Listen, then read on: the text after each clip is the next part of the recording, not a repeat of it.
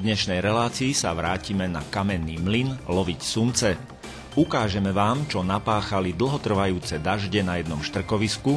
V úlovkovej súťaži uvidíte okrem krásnych rýb aj domáce video a porozprávame sa s čerstvými majstrami sveta v prívlači. Vítajte v rybičkách. Ich úvod bude dnes zaslúžene patriť našim prívlačiarom, ktorí sa stali v Chorvátsku majstrami sveta.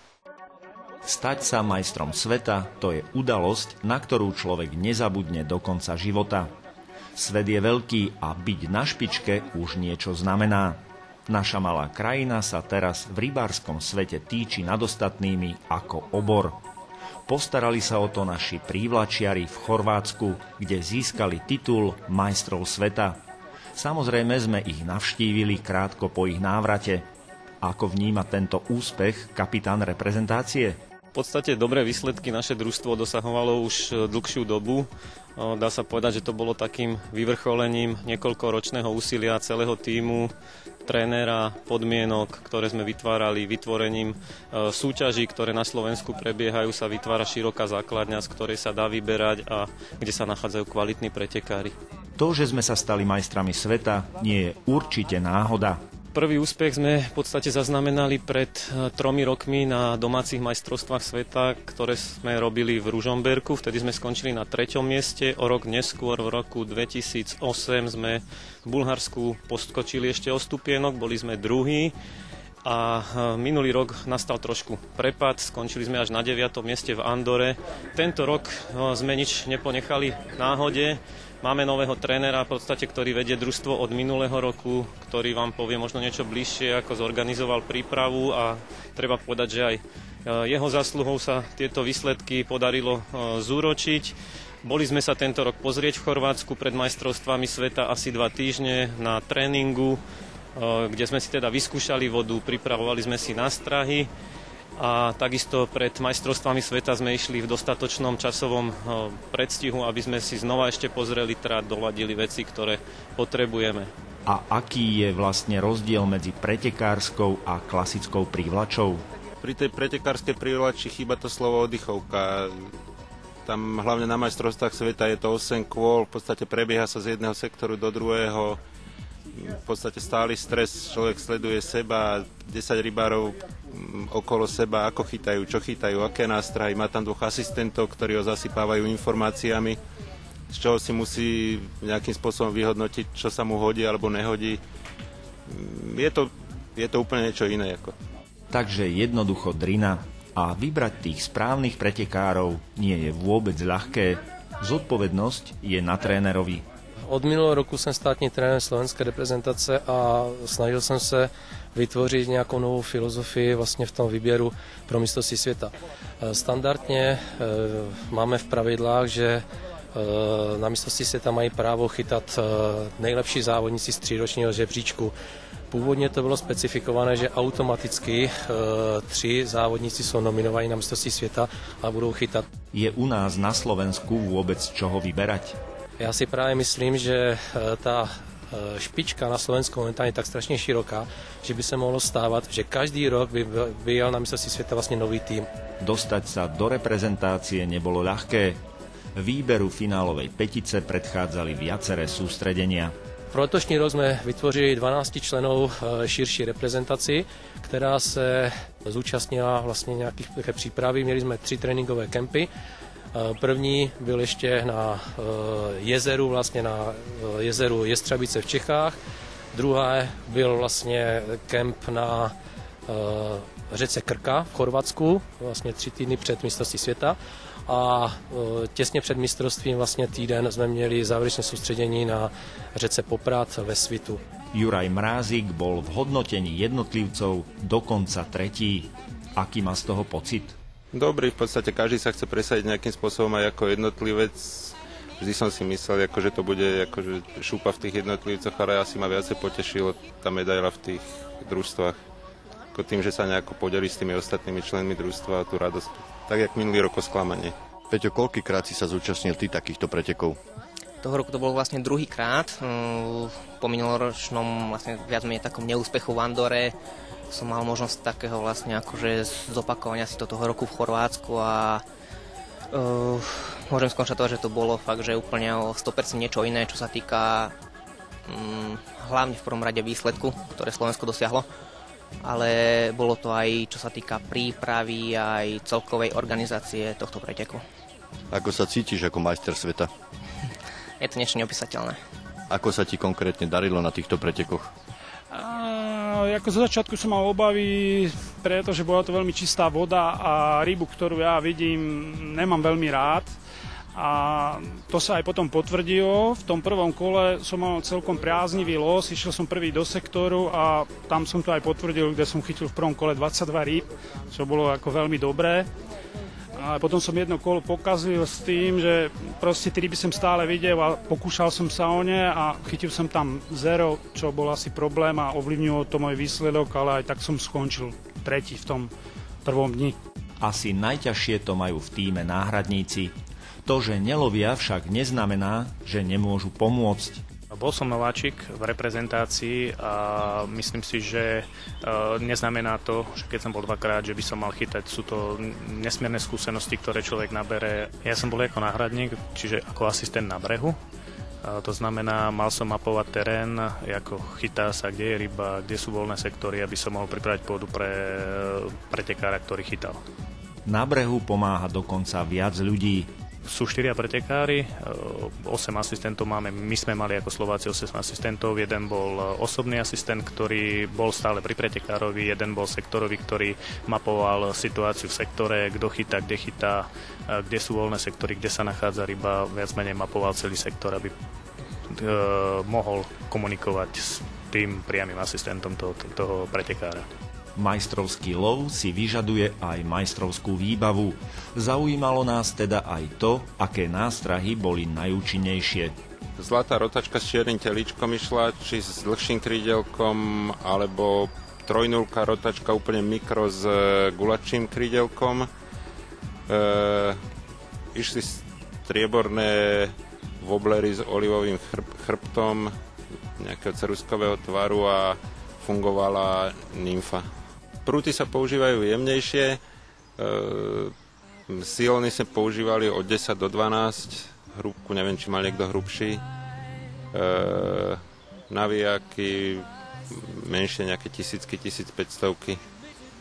Na prúty ja som si sám postavil, takže také jemné prúty v podstate zosúladené k tomu načiniu. Chorvátske rieky sú dosť podobné tým našim. Predpokladáme teda, že ani ryby neboli výnimkou. Majstrovstvá sveta by mali byť výhradne o pstruhoch, respektíve o potočákovi. Aj keď sem tam sa spraví výnimka, chytá sa aj dúhak, teraz sa chytal vyslovene iba potočák. Slováci sa stali majstrami sveta v prívlači a nebola to vôbec náhodná, či iba šťastná zlatá medaila. Tak jednoznačne treba aj vedieť, ten dobrý pretekár vždy potrebuje aj kus šťastia. Keby to bolo iba od šťastia, tak by neboli vždycky na tých prvých miestach skoro stále tí istí ľudia. Rok 2010 je teda určite zlatým rokom slovenskej športovej prívlače. Vzhľadom k širokej základni prívlačiarov však nemusí byť jediným. I letos vlastně už s náma byli na mistrovství světa lidi, kteří v budoucnu, věřím tomu, že budou tvořit základ reprezentace. Třeba řeknu příklad, jedno jméno Peťo Horňák, který vlastně nastoupil jako druhý den, zachytal fantasticky a ukazuje se, že vlastně je obrovským přínosem pro toho závodníka, jestliže absolvuje jedno mistrovství světa nebo 2 mistrovství světa jako pozorovatel, jako pomocník a potom až nastoupí jako závodník, protože je to nezaplatitelné vlastně zkušenosti, které získá.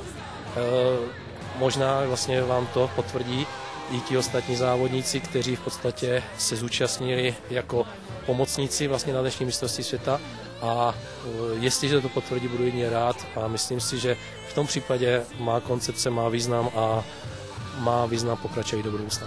To, že má zmysel pokračovať v rozvoji športového rybolovu u nás, je jednoznačné. K zlatu v muškárení, plávanej a rybolovnej technike sa pridali aj prívlačiari a potvrdili, že Slovensko má medzi priaznivcami Petrovho cechu talenty svetovej úrovne. Mali by sme si to všetci ako si viac uvedomiť a oveľa viac pomáhať ďalšiemu rozvoju športového rybárstva u nás.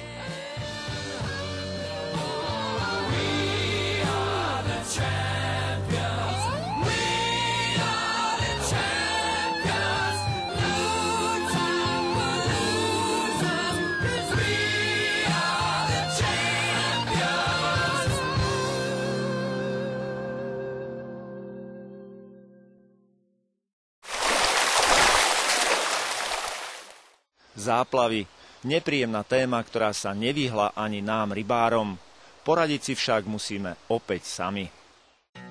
Záplavy, ktorými bola poznamenaná tohtoročná jar, sú stále aktuálnou témou. Voda nám ukázala, akú má silu. Jej dielo skazy pocítilo veľa ľudí na svojich obydliach a problémom sa nevyhli ani rybárske revíry. Štrkovisko vo Veľkom Cetíne je toho príkladom. Sem sme zavítali s našou kamerou a naskytol sa nám nevídaný pohľad. Voda síce opadla, ale na okolitých poliach zostali poriadne veľké jazerá. Preto nás zaujímalo, ako to vnímajú samotní rybári. Ja myslím, že tak ako u nás aj po celom Slovensku, že Bohu stúpli spodné vody. Cetín dá sa povedať, že stúpol asi o 1,80 m a postupne sa preliala voda sem na role medzi kukurici a toto je následok týchto kaluží, ktoré sú tu spodné vody vytlačili.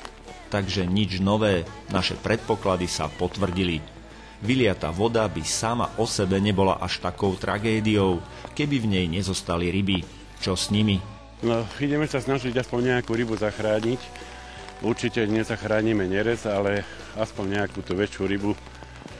Každý kúsok je, myslím, že zaujímavý pre každého. Ale akým spôsobom sa vlastne ryby z kukurice dostanú späť do vody, kam patria? Je to krvopotný spôsob, dá sa povedať, naháňať chlapcov do vody. Pomalinky ideme sa čvachtať, ťahať siečku poctivo a ideme každý jeden kúsok ryby naháňať. Práca to naozaj nie je ľahká.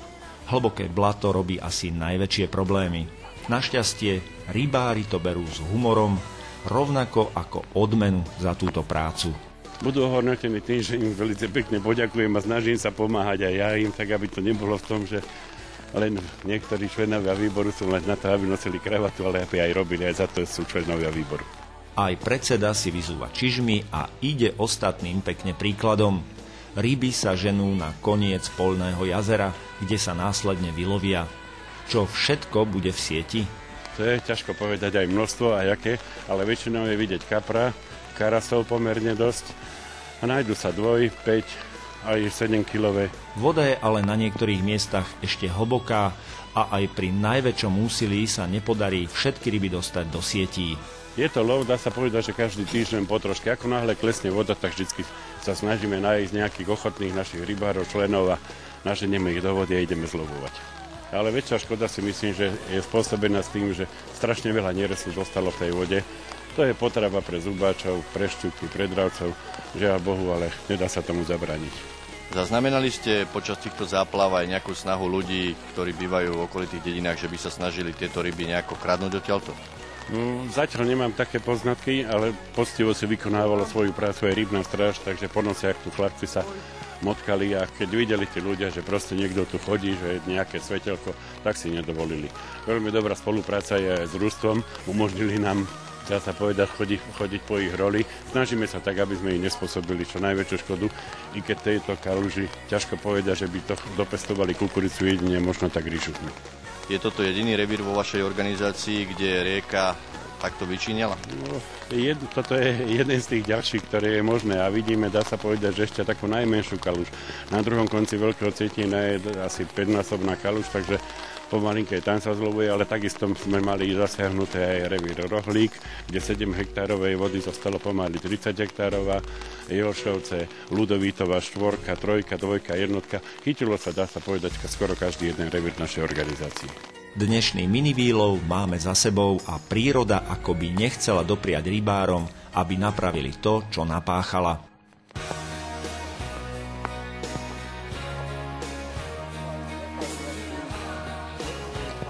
Počas celej akcie husto prší, aj napriek tomu sa nám podarilo zachrániť zo pár pekných kaprov a karasov, ktorí putujú späť do štrkoviska. A samotní rybári sa doslova modlia, aby sa situácia s vyliatím neopakovala.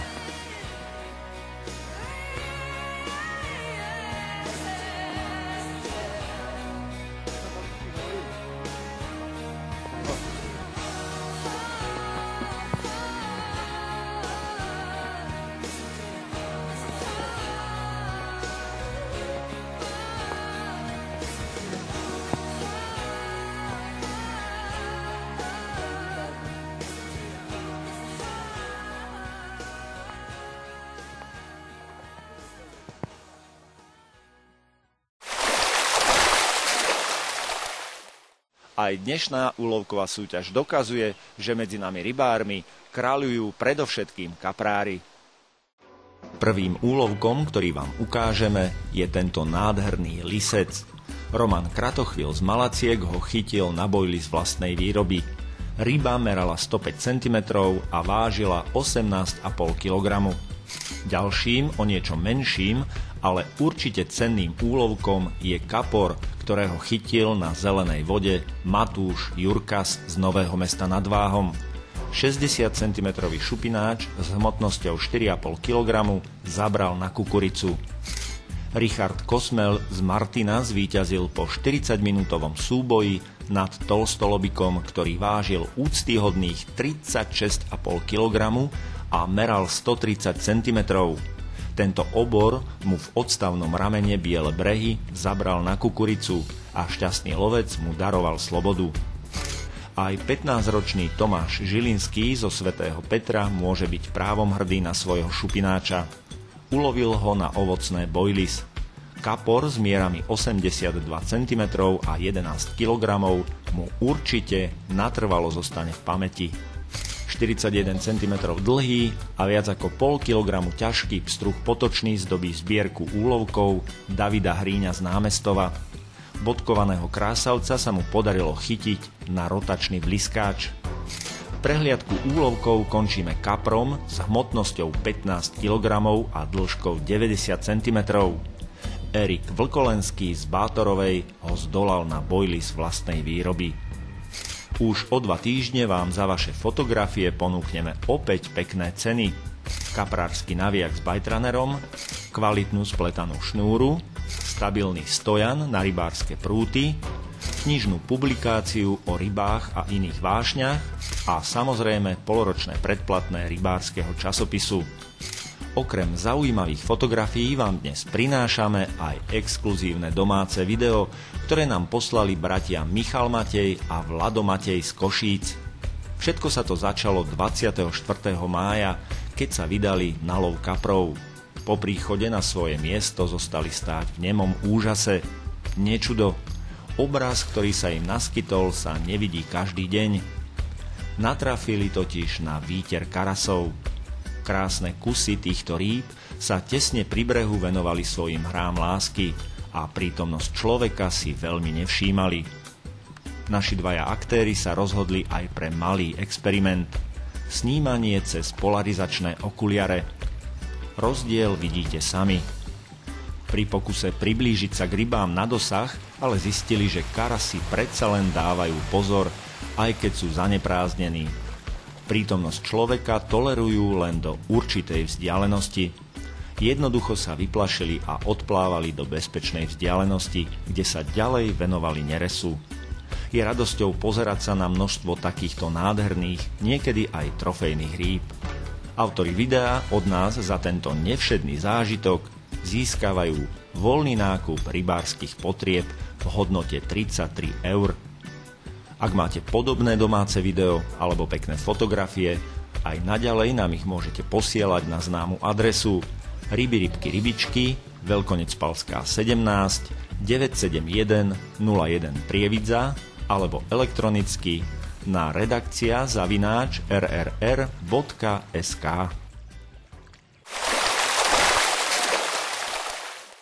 Po 2 týždňoch sa opäť vraciame na kamenný mlyn neďaleko Trnavy. Tentoraz za Sumcami. V minulej relácii sme skúšali šťastie pri love kaprov v rybníku Kamenný mlyn pri Trnave. Darilo sa nám v skutku ukážkovo. či už klasikou, alebo pri love v trstinách. Dnes svoju pozornosť upriamime na sumce. A prečo sme sa na ich lov vydali práve sem? V prvom rade sme na toto jazero prišli preto, lebo na tečúcich vodách je sumec ešte hájený.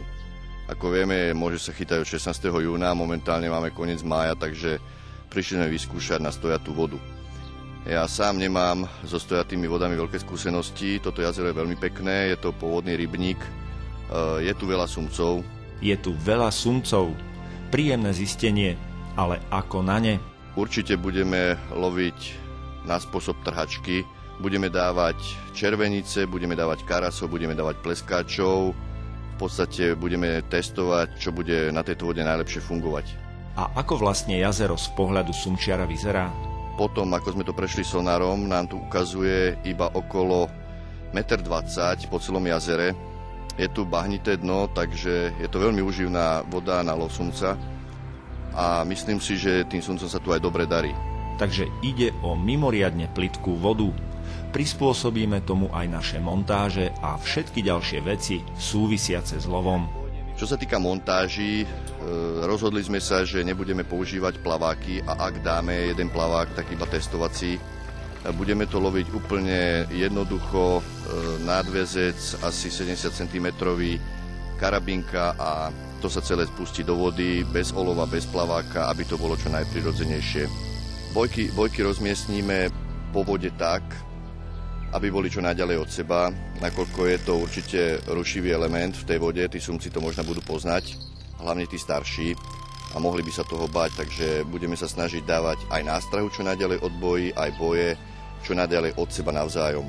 Rozmiestníme ich ale určite okolo krmného miesta, kde krmíme kaprov kukuricou, lebo skúšame chytať aj kaprov a predpokladám, že stiahne sa tam biela ryba a sumci tam dojdu, tak uvidíme, aké budeme mať z toho výsledky. Predpokladám, že sumci na tejto stojatej vode by sa mohli správať inak, ako sa správajú na tečúcej. Myslím si, že budú brať klasicky v noci, alebo po prípade po búrke, alebo v nejakom daždivom počasí, takže uvidíme, ako to bude. Prichádza úvodný večer lovu. Po zotmení zaznamenávame prvý zvuk roľničky. Adrenalín stúpa a my doslova tlačíme očami špičku udice, aby sa pohla. Žiaľ, tentoraz to záber nie je. Prichádza búrka. Nič príjemné, ak máte v stojanoch uhlíkové prúty, ale s búrkou prichádza aj prvý záber.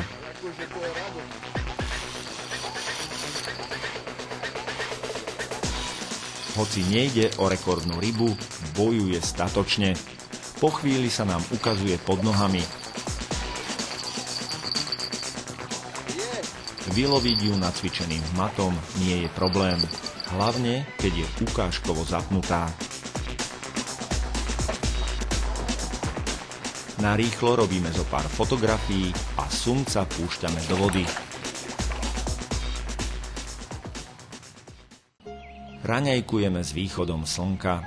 Dnes sa chystáme vyskúšať prívlač. Brázdime rybník na člne a skúšame aj lov z brehu. Na naše plandavky šťuky ani sumce nereagujú. Nechápeme to, hlavne preto, že ich je tu dosť. Meníme plandavky za modré gumy s červenými hlavami a pokračujeme v love. Ale ryby si asi povedali, že na prívlač nám dnes nezaberú. Možno je na vine práve premenlivé počasie. Horúčavy strieda dážď a búrky. Preto sa večer vraciame k sumcom a ich lovu na trhačku. V tomto sa nám darí oveľa lepšie. Po zotmení zaznamenávame ďalší záber. Bojuje jak 20-kilový. Nebude, ide po tvoje silový dubok. Opäť to však nie je veľká ryba, aj keď sa tak správa. Ale hneď ako ju dostávame k brehu, zisťujeme, prečo kládla taký odpor. Zaútočil na pleskáča a nakoľko to je malý kus, tak asi sa mu nepodarilo ho nasať, tak sa chytil zvonka. Na dnes stačilo. Po tomto úlovku ideme spať. Hneď ráno rekapitulujeme. Dá sa povedať, že sumci sa tu správajú úplne klasicky, ako podľa učebnice. Sumce tu berú na ryby červenice a jeden záber sme mali na pleskáča. Na karasa sme nemali absolútne žiadny záber. To znamená, že tí sumci si vyberajú, ja neviem prečo, ale proste vyberajú si asi to, čo im najlepšie chutí. Čo sa týka montáží, tak jasne vyhrávajú montáže bez plaváka a olova, tak jak sme predpokladali, lebo je tu dosť plitká voda. Na jednej udici sme mali plavák a olovo, tam bol jeden záber a na ostatných sme mali podstatne viacej záberov.